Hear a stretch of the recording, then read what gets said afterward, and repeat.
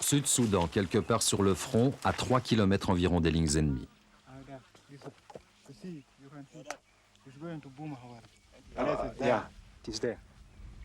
Vous voyez? C'est un Antonov. Il va bombarder notre base. Il va attaquer notre position. Soit il va sur Yé, soit il va sur notre base. C'est comme cela que les Antonov bombardent les gens du Sud-Soudan. Ils filent sur Yé ou vers notre base au kilomètre 45. C'est la seule menace aérienne que les Arabes font encore peser sur nous. Malheureusement, nous n'avons pas les moyens d'abattre ces avions. Mais nous, les soldats, on n'est pas inquiétés. D'habitude, ils nous survolent pour aller bombarder les civils en oubliant la ligne de front. Notre problème aujourd'hui, c'est que le gouvernement se bat contre les civils et non plus contre le SPLA. Et nous ne savons pas quoi faire. Constat d'impuissance pour l'armée de libération qui, depuis un peu plus d'un an, progresse vers Juba, la capitale régionale, située de l'autre côté de cette montagne.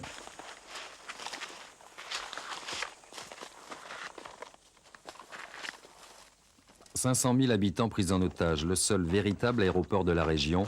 Juba est un verrou que le SPLA aimerait prendre pour ouvrir un pont aérien, ce qui explique l'âpreté des combats l'an dernier. L'ennemi tenait cet endroit.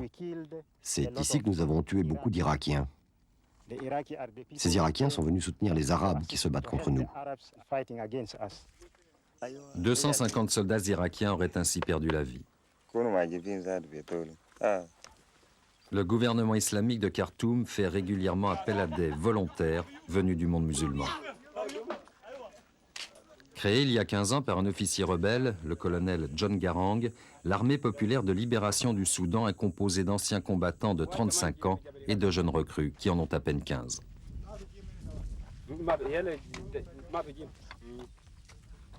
En cette veille d'une saison des pluies qui imposera sa trêve, chacun campe sur ses positions. Une guerre oubliée, c'est aussi une guerre de tranchées. 2,5 millions de kilomètres carrés, le Soudan est le plus grand pays d'Afrique. 70% d'Arabes musulmans au nord, 30% de chrétiens animistes noirs au sud, deux peuples, deux cultures et à la clé, une opposition ancestrale.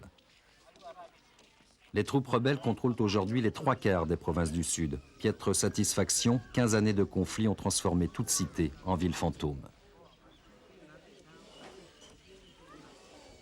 C'est le cas de Rumbek qui comptait 100 000 habitants avant-guerre. La ville a été libérée l'an dernier.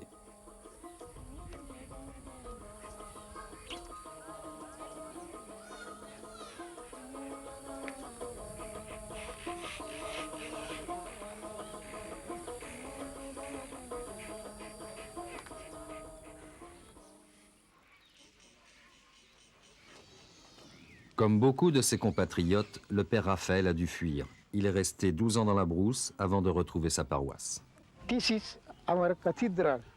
Ça, c'est notre cathédrale, la cathédrale de la Sainte Famille. Elle a été détruite en 1986. Nous étions là, les soldats arabes sont venus et ils ont brûlé l'église. Le toit était en chaume, mais ils l'ont brûlé, et voilà ce qu'il en reste.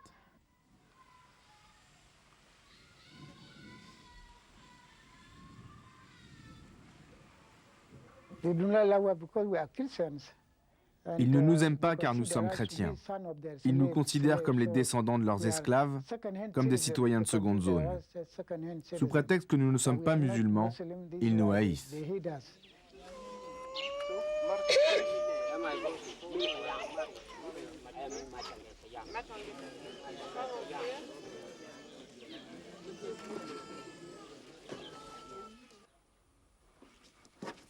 À Rumbek, les lieux de prière sont devenus des casernes de fortune.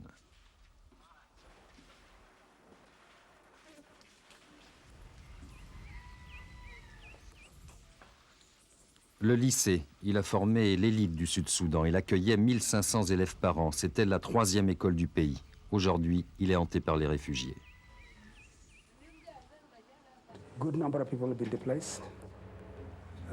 Un grand nombre de personnes ont été déplacées. La plupart d'entre elles n'ont pas de nourriture, pas d'abri, et leur bétail est en train de mourir à cause de la sécheresse. Pour les réfugiés, c'est encore plus terrible. Ils n'avaient pratiquement pas de nourriture avant leur fuite, alors ils ont laissé derrière eux le peu qu'ils avaient en réserve. Le reste a été détruit ou pillé.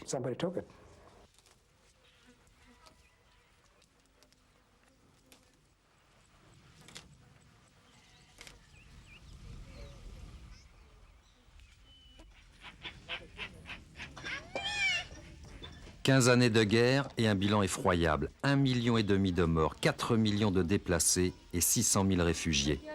Pour la grande majorité, l'ordinaire se compose désormais de glands, de racines et de feuilles. Pourtant, le sous-sol du Sud-Soudan regorge de pétrole, d'or et de minerais précieux.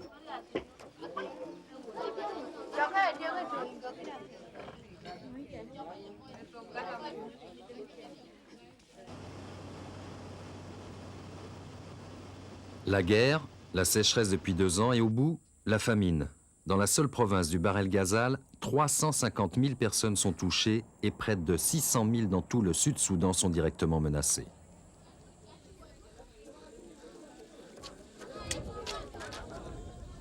Ici, à Quebet, on a entendu parler d'une distribution de sorgho. Près de 5000 Dinkas, des paysans, des éleveurs de la région, sont venus se masser autour du point de largage. Certains ont marché 3 jours.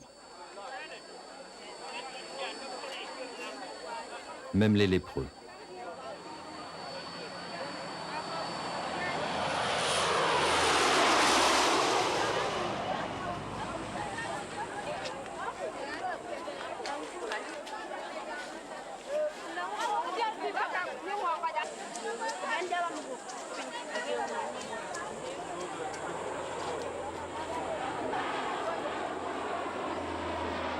La famine est telle que Khartoum a enfin autorisé les Nations Unies à reprendre leur programme d'urgence. C'est le premier largage depuis 7 mois.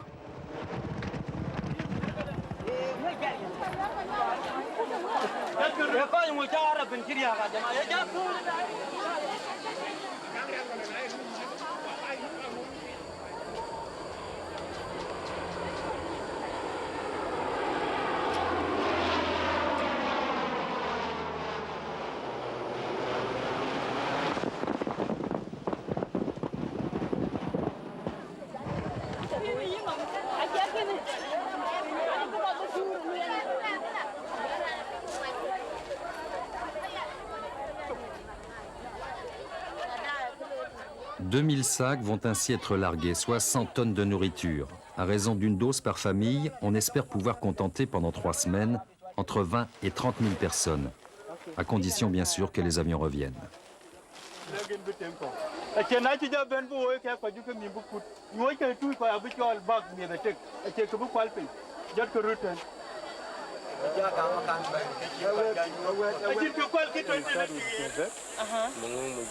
Okay, are the people at Tribet ready? Yeah, we'll start with Manpage. And you're saying that according to the sub-sheet. Okay, no problem. Aujourd'hui, il y a trop de monde, un véritable casse-tête pour les responsables du Programme alimentaire mondial.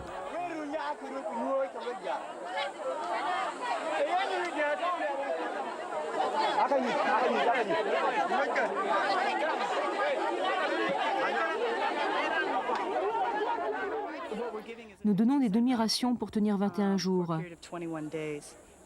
Les gens auront donc moins de quoi manger pendant les semailles. Comme cela, ils auront la force de planter.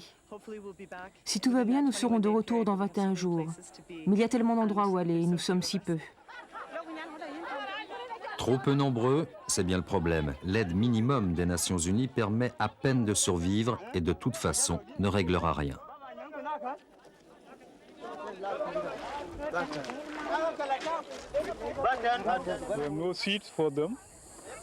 Nous n'avons pas de semences pour eux. Les gens se déplacent continuellement à la recherche de nourriture et la saison des pluies n'a pas commencé. C'est ce qui nous fait craindre que ce qui arrive cette année se reproduise l'an prochain.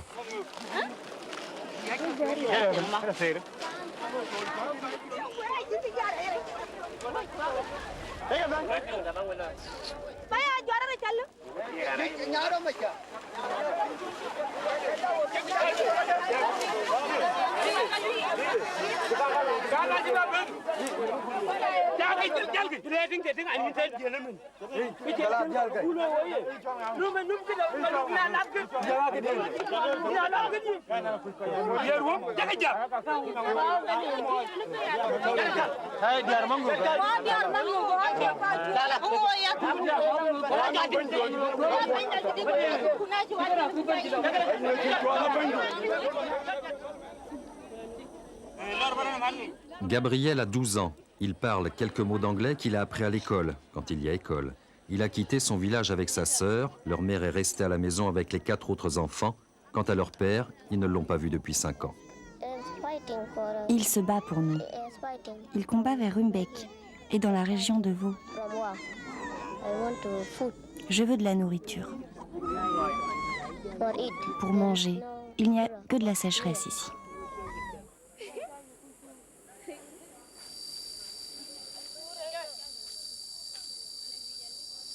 Le moindre grain est précieux. Après des jours de marche, des heures d'attente sous le soleil, les plus faibles ont été regroupés.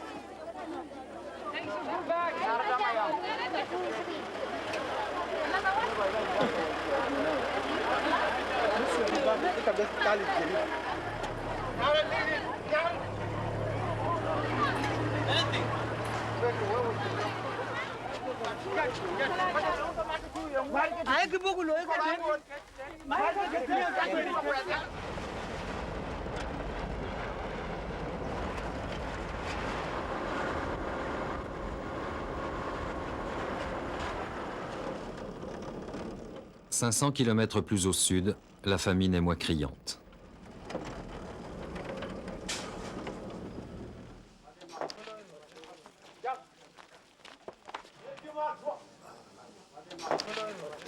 La caserne de Yé, ville reprise il y a 1 an. Centre pour jeunes recrues, mais également centre de commandement du 2e secteur. À sa tête, le chef des opérations militaires du SPLA. Pour lui, la famine est une arme entre les mains de la junte militaire et intégriste au pouvoir. L'intention du Front National Islamique est vraiment de nettoyer les gens de cette région. Aujourd'hui, lorsqu'il y a un atterrissage ou un largage d'aide humanitaire d'urgence, ils mobilisent leurs forces pour attaquer le site. Ils s'attaquent au centre d'aide humanitaire, ils s'attaquent aux points d'eau, aux endroits où se concentre la population civile. Ils ont l'intention d'exterminer les gens, car ils savent que s'ils arrivent à les tuer ou à les faire fuir, le SPLA chargé de la défense de la région sera affaibli et finalement défait.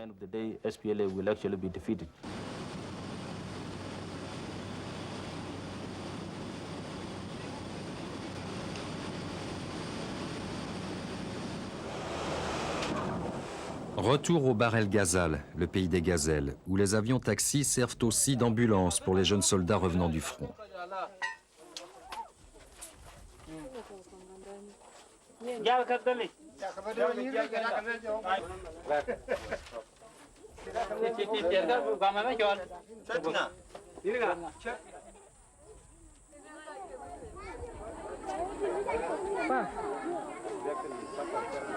Au village de Pakor, chaque jour, près d'1 millier de femmes et d'enfants viennent quêter un peu de nourriture. Le centre de distribution, installé depuis le mois de mars, est censé ravitailler les 20 000 personnes du district.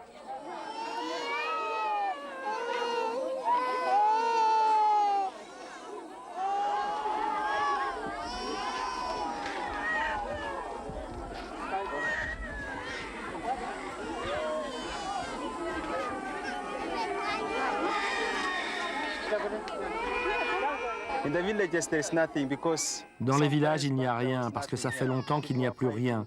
Les gens se battent ici, il n'y a plus personne. Il n'y a que des réfugiés dans ce village et rien n'a été cultivé depuis l'an dernier. Ces centres sont soumis au bon vouloir du gouvernement islamique de Khartoum. Toute implantation doit recevoir l'autorisation conjointe de l'ONU, du SPLA et de l'administration du Nord. Et puisque la famine est aussi une arme, au moindre prétexte, on ferme. Il est gros. Il est gros. Désolé, il n'y a rien à faire.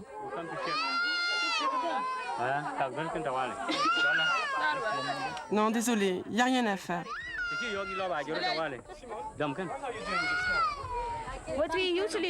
Ce qu'on fait d'habitude, c'est d'essayer de mesurer le biceps. Mais quand on n'en trouve pas, on cherche le triceps. Alors je vérifie l'état de ses bras, s'il a encore un peu de graisse. Je regarde aussi s'il a des œdèmes, parce que s'il y en a, on les admet automatiquement. Mais ces enfants, comparés à nos standards actuels, ont l'air à peu près bien. Regardez celui-là. Il doit être aux alentours de 75-80% de la norme. Alors on ne le prendra pas. On ne prend qu'au-dessous de 75%.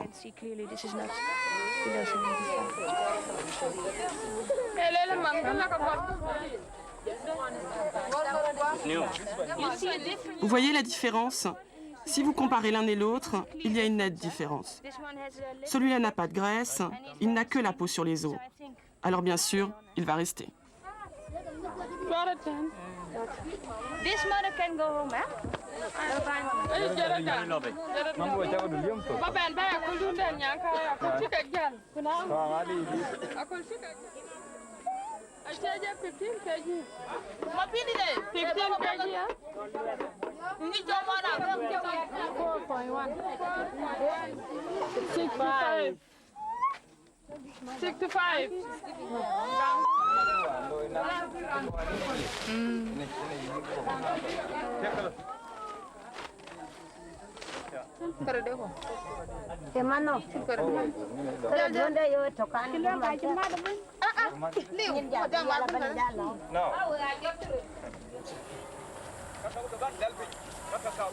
On ferme, comme ici à Pantou, à 2 heures de piste, où l'on effectue une dernière livraison. 2 jours plus tôt, les responsables de l'antenne ont en effet appris sa fermeture, officiellement pour raison de sécurité. 30 km à l'est s'étire la ligne de chemin de fer qui relie le nord au sud. Pour la protéger, les islamistes ont armé une milice, les forces de défense populaire. Pas de solde, on se paie en nature. Pillage, vol des troupeaux et une spécialité, l'enlèvement. Pendant des siècles, le sud a constitué un réservoir d'esclaves pour le nord. À la veille de l'an 2000, les razzias existent toujours. On s'occupe de 20 000 personnes. Nous avons 1100 enfants dans le centre de distribution de nourriture et on avait 45 de ces enfants dans le centre thérapeutique d'urgence. Quand nous avons dû partir, des mères ont été évacuées avec nous. Maintenant, il n'y a plus que 33 enfants dans ce centre.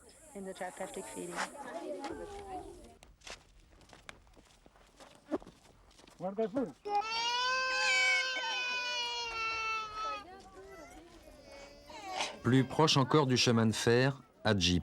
Là, on accueillait 800 personnes par jour, dont une quarantaine d'enfants au centre d'urgence.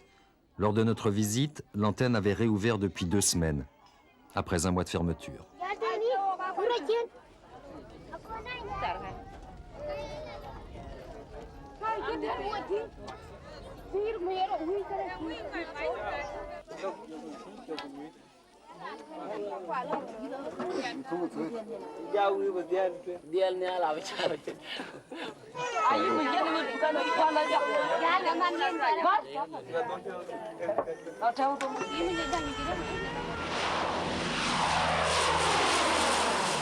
On gère donc dans l'urgence, comme il y a 10 ans, avec une famine qui à l'époque avait fait 250 000 morts. Un pont aérien provisoire qui est vite devenu permanent. Et puis cette année, une fois de plus, Khartoum a suspendu les opérations, avec cynisme. 3 longs mois de février à mai, le temps d'installer la famine. En octobre dernier, lorsque nous avons terminé notre rapport, nous avons dit que la situation à venir dans le Bahr El Ghazal serait comparable à ce qui s'est passé en 88-89 quand tout a commencé. Nous l'avons redit en février lorsque nous avons constaté que les déplacements de population aggraveraient encore la situation. Ce que nous avons prédit est en train de se réaliser. Alors la question est, qui nous entend? Et ces gens-là, ont-ils suffisamment fait pression? Ont-ils apporté une réponse à la hauteur? À l'époque, on aurait pu régler le problème. Non, il a fallu attendre que ce que nous avions prédit se réalise et que la souffrance humaine soit constatée et le besoin d'aide bien visible. L'an dernier, l'ONU a déboursé 70 millions de dollars pour ces opérations d'urgence. Le prix de la bonne conscience. Le gouvernement a rejeté les offres d'aide humanitaire au Bahr el-Ghazal. Et qu'a fait la communauté internationale à ce moment-là? Elle l'a signalé, puis elle s'est tue. Rien n'a été dit sur la souffrance dans le nord du Bahr el-Ghazal. Maintenant, alors que beaucoup de gens sont déjà morts, la communauté internationale essaie de mettre en place des opérations d'aide humanitaire. Mais tout cela aurait pu être fait depuis décembre ou janvier. Ce n'est que 3 mois après le début du calvaire qu'ils arrivent pour aider. C'est trop tard. Beaucoup trop de gens ont perdu la vie. Et en plus, je pense qu'ils ne feront que très peu.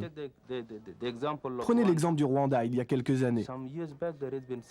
Il y a eu tant de souffrances. Qu'a fait la communauté internationale? 1 million de personnes ont été tuées en direct sous les yeux du monde.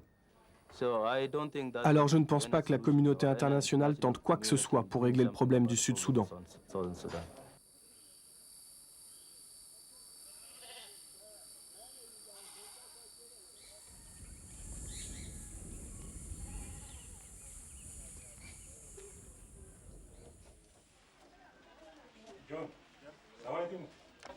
Dans les zones libérées, la vie est en suspens. À l'hôpital de Yé, on manque de tout, de lits, de matériel chirurgical et de médicaments.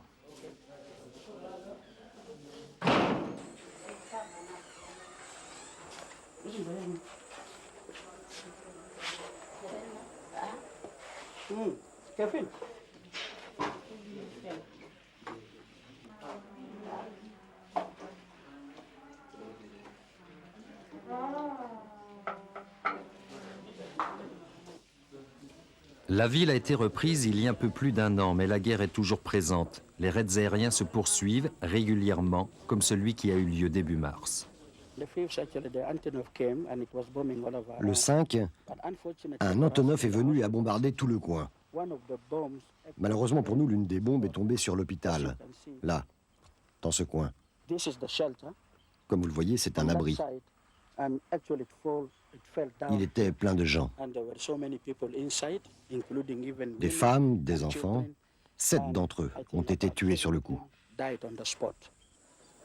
Malgré les bombardements, les gens s'accrochent à la vie.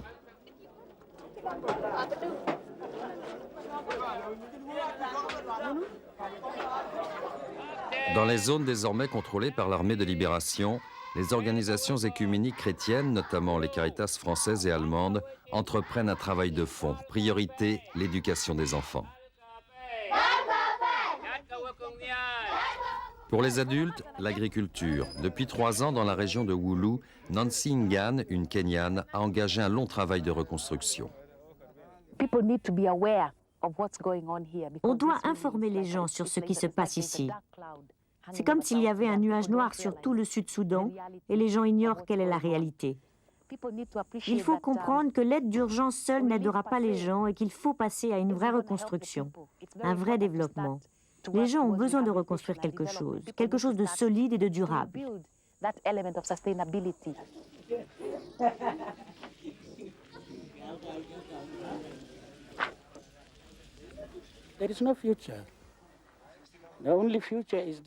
Il n'y a pas d'avenir. Notre seul avenir est que cette guerre se termine. Le Nord n'a aucun intérêt à voir un Soudan dans lequel les gens pourraient décider quoi que ce soit de façon démocratique, avec le droit de pratiquer leur religion, un juste partage des richesses économiques, etc.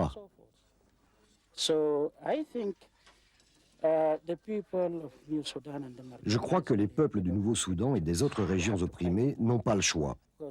Ils doivent continuer le combat. Apparemment, plus la guerre continue, plus l'ennemi tente d'arabiser, d'islamiser. Tout le monde le sait. Le Soudan est classé parmi les États qui forment et abritent des terroristes. Il déstabilise ses voisins. Combien de pourparlers de paix y a-t-il eu sans que le Nord n'offre quoi que ce soit? Alors je crois que c'est le triste destin des peuples du Nouveau-Soudan de combattre pour leur émancipation.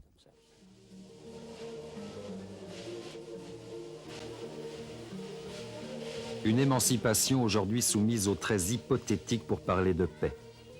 Les derniers ont eu lieu au mois de mai au Kenya voisin. On y a réaffirmé le principe d'un référendum d'autodétermination. Quand? Pour qui? Comment? Nul ne le sait.